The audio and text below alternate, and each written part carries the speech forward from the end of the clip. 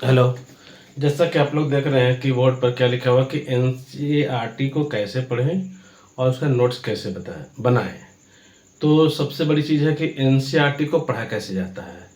तो हमने भी जब फर्स्ट टाइम पढ़ रहे थे तो हमको भी लगा कि एनसीईआरटी बड़ा टफ चीज़ है, इसमें कुछ है ही नहीं कंटेंट। तो ये पता कैसे चलेगा ये इम्पोर्टेंट क्या है।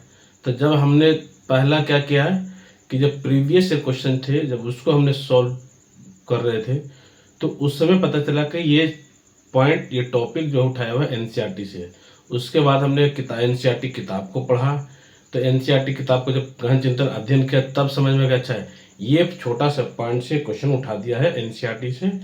और तब जाकर के हमको समझ में आया, ठीक है, कि एनसीईआरटी के वैल्यू क्या आती है, एनसीईआरटी होता क्या है। ऐसे अगर एक किताब के तौर पे कि कहानी के तौर पर पढ़ेंगे तो एनसीईआरटी एकदम बकवास किताब लगेगी, एकदम बोरिंग सब्जेक्ट बुक लगेगा। तो यही सब चीज़ समस्या को समाधान के लिए हम आपको लेकर के आए हैं, ये वीडियो बनाए हैं।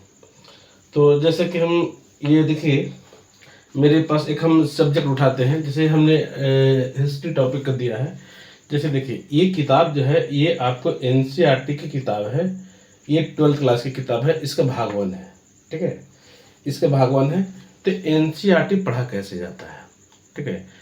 तो एनसीईआरटी पढ़ा कैसे जाता है, तो जैसे हमने क्या किया है, हम जो पढ़े हैं उसके बारे में आपको बता देते हैं कि इसमें जो देखिएगा कोई भी टॉपिक उठा लीजिए कि देखिए एनसीईआरटी जब आप पढ़िएगा ना तो पढ़ने के क्रम में क्या होता है कि जैसे कि कोई भी टॉपिक हम उठाते हैं,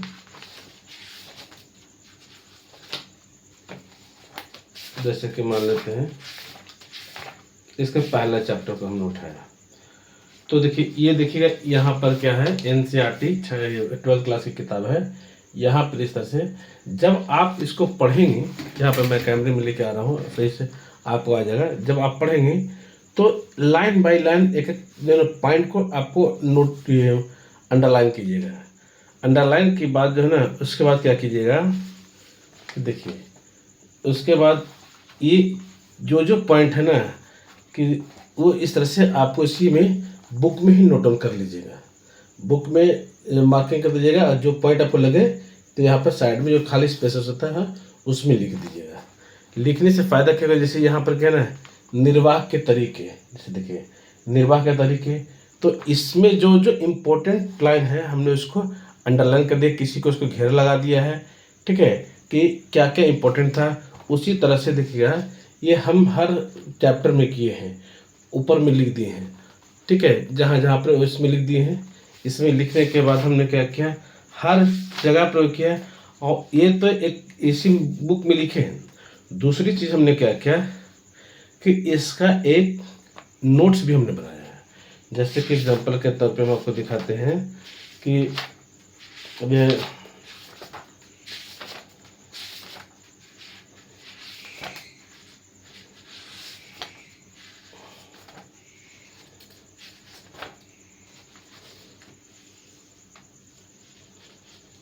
जैसे हमने देखिएगा यहाँ पर यहाँ ये देखिए हमने नोट्स बनाया है, एनसीईआरटी का है कि जो लाइन बाय लाइन है ना, तो जो लाइन बाय लाइन पढ़ेंगे उसको इस तरह से आप नोट्स बनाते जाएंगे। जैसे कि हमने कि आपको स्तूप के आधार पे देखिए, देखिए स्तूप क्या होता है, देखिए सांची, ये हमने आपको एक है पढ़ना है आपको 12th क्लास में सांची के स्तूप के बारे में या स्तूप के बारे में पढ़ना है।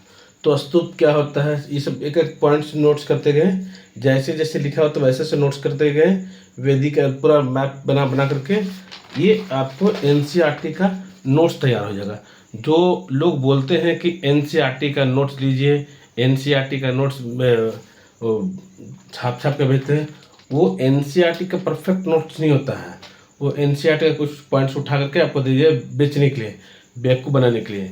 जब आप इस तरह से लाइन बाय लाइन का जो मतलब निकालेंगे, उसका जो सेंटेंस निकाल के आप देखिए इस तरह से नोट्स बनाएंगे, मैप से, डायग्राम से, ठीक है, एक एक पॉइंट को डिफाइन करके, तो आपको समझ में आ जाएगा।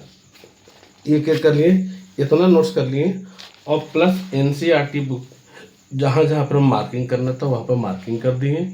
और मार्किंग करने के बाद जब ये एनसीईआरटी को हमने पढ़ाया और उसके बाद वहाँ पे मार्किंग कर दी बुक में, उसके बाद देखिए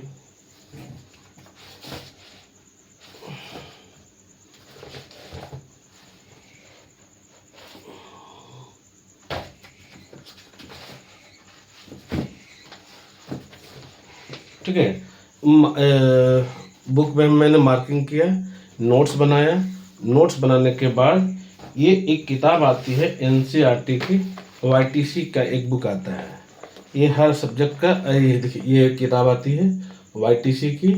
ये किताब जो है ना आप लोग ले लीजिएगा।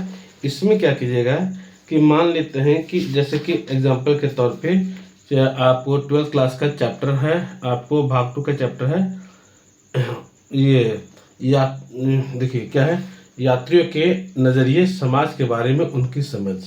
ठीक है, तो अब इसमें जो है ना आपको अल-बुरूनी के बारे में दिया हुआ है। देखिए अल-बुरूनी के बारे में दिया हुआ है, तो अल-बुरूनी के बारे में दिया हुआ है, तो हमने क्या किया कि एनसीईआरटी किताब को पढ़ा।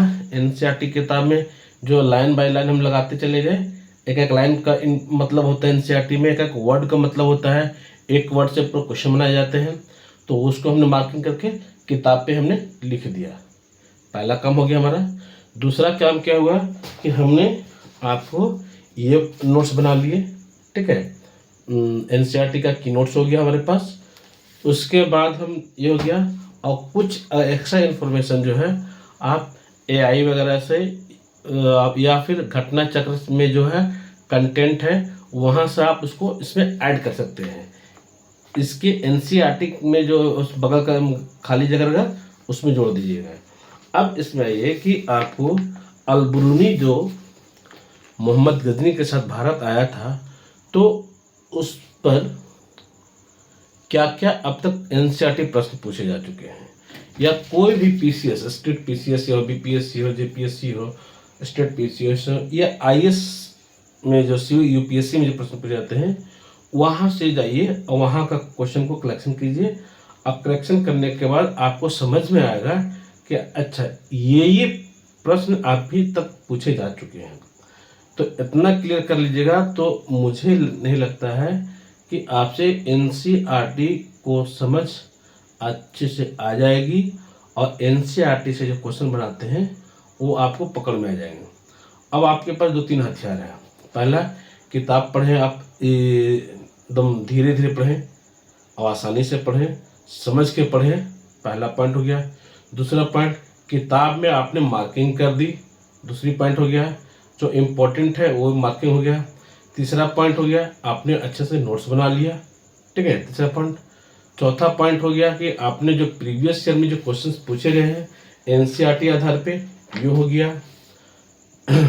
इसके बाद आप क्या कीजिए, घटना चक्र का जो क्वेश्चंस बैंक है उस क्वेश्चन बैंक से आप जो पूछे गए हैं वहाँ से जो एक्स्ट्रा इन्फॉर्मेशन है उसको नोट्स में, की नोट्स में आप उसको लिख दीजिए।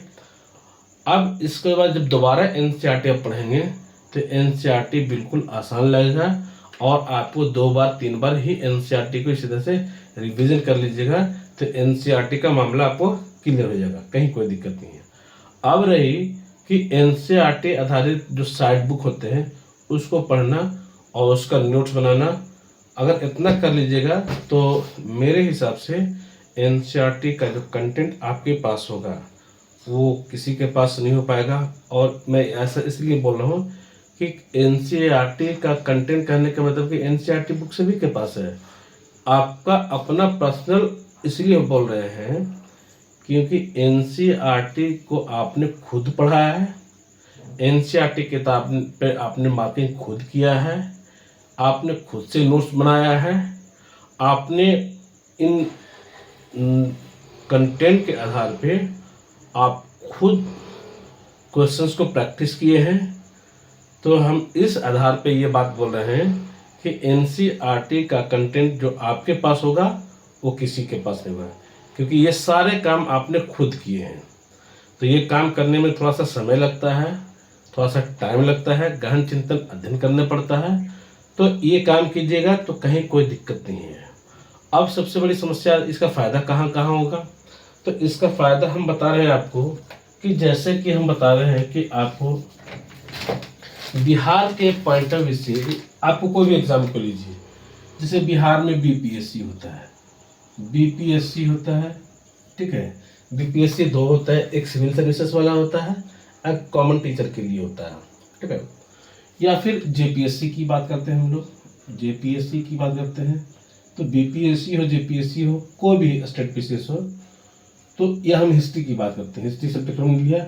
आप इसी तरह से आप हिस्ट्री पढ़िए, ज्योग्राफी पढ़िए, पॉलिटी पढ़िए, ठीक है, आप इकोनॉमिक्स पढ़िए, इसी तरह से पढ़िएगा तो आपको एक बढ़िया माइंड मैप समझ में आ जाएगा, ठीक है। और ये कीजिएगा तो बीपीएससी टीआरई 4 के लिए बहुत ही इम्पोर्टेंट है ये। ऐसे आप एनसीईआरटी को पढ़ें, नोट्स बनाएं, याद रखें, ये विधि को अपनाइएगा, एनसीईआरटी बिल्कुल आसान लगेगा, कहीं कोई दिक्कत नहीं है। 1 2 3 तीन स्टेप में एनसीईआरटी कंप्लीट, तीन स्टेप में एनसीईआरटी कंप्लीट। और बाकी वीडियो बनाएंगे, ठीक है, ओके।